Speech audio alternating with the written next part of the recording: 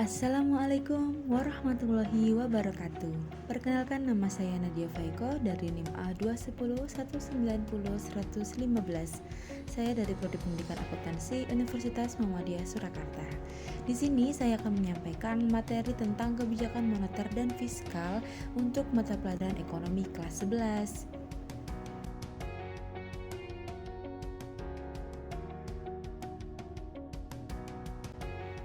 Pembahasan kita yang pertama yaitu tentang kebijakan moneter. Di sini kebijakan moneter akan dibagi menjadi 4 pembahasan. Yang pertama tentang pengertian kebijakan moneter, tujuan kebijakan moneter, jenis kebijakan moneter, dan juga instrumen kebijakan moneter. Teman-teman pasti udah pada tahu kan ya apa pengertian kebijakan moneter itu?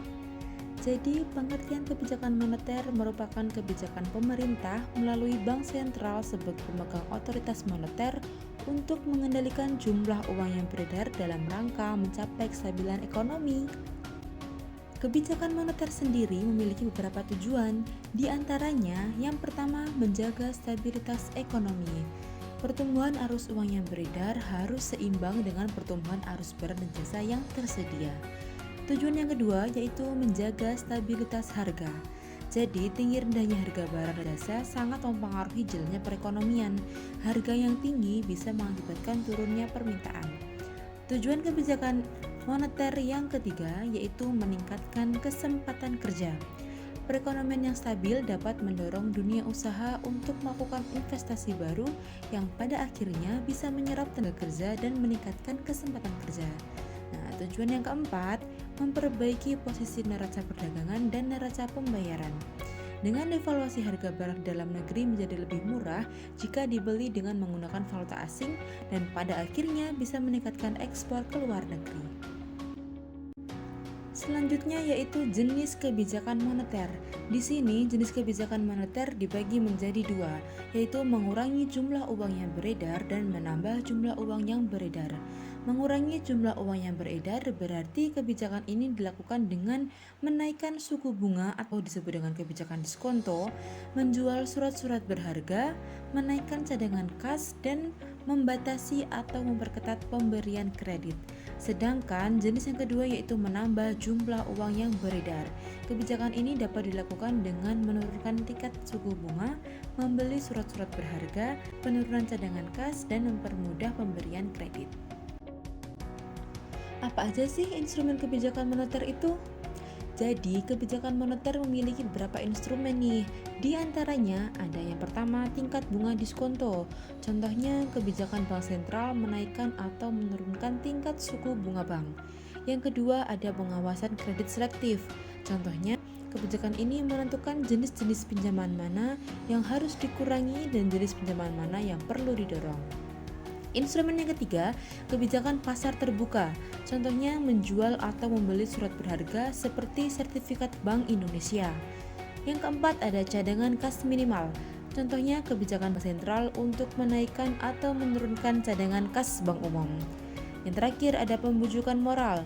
Contohnya kebijakan bank sentral dengan cara mengadakan pertemuan langsung antara bank sentral dengan pimpinan-pimpinan bank umum.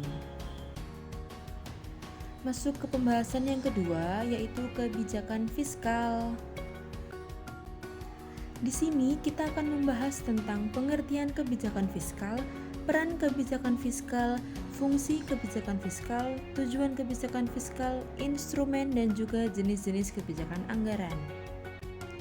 Kebijakan fiskal memiliki pengertian yaitu kebijakan yang dibuat oleh pemerintah dengan cara mengatur pengeluaran dan pendapatan negara. Jadi kebijakan ini merupakan suatu kebijakan ekonomi yang dilakukan pemerintah dalam pengelolaan keuangan negara. Kebijakan fiskal mempunyai peran bagi negara maju maupun negara berkembang. Bagi negara maju, kebijakan fiskal memiliki peran yang semakin besar dalam mekanisme pembentukan tingkat pendapatan nasional, terutama dimaksudkan agar pemerintah lebih mampu mempengaruhi jalannya perekonomian. Hal ini untuk menghindari banyaknya pengangguran, tingkat inflasi yang tinggi, mengatasi defisit neraca perdagangan maupun neraca pembayaran dan yang lainnya.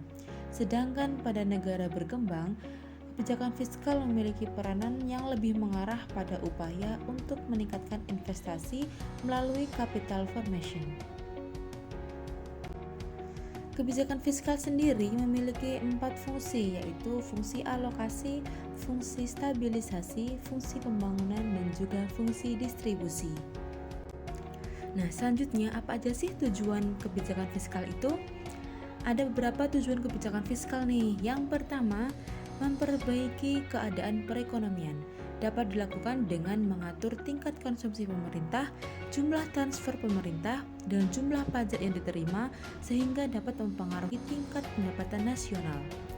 Yang kedua, meningkatkan kesempatan kerja. Dilakukan dengan menggerakkan pos penerimaan dan pengeluaran dalam APBN.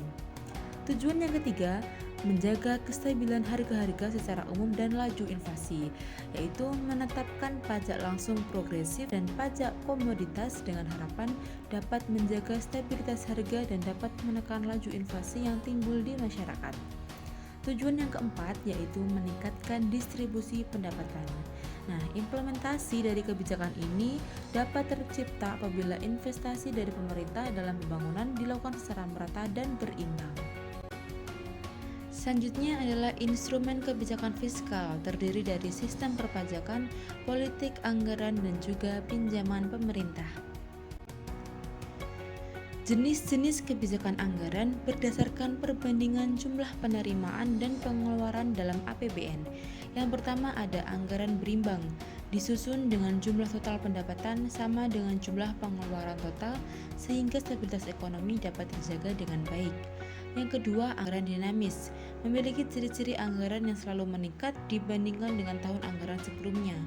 Hal ini dilakukan dengan berusaha meningkatkan pendapatan dan melakukan penghematan pada sisi pengeluaran sehingga tabungan pemerintah dapat meningkat. Yang ketiga, anggaran defisit, memiliki ciri di mana anggaran disusun dengan jumlah pengeluaran lebih besar dibanding dengan pendapatan negara. Hal ini umumnya diatasi dengan beberapa kebijakan, diantaranya menciptakan uang baru atau melakukan pinjaman dalam negeri maupun luar negeri. Yang keempat adalah anggaran surplus, memiliki ciri di mana jumlah pendapatan lebih besar dari jumlah pengeluaran total pemerintah.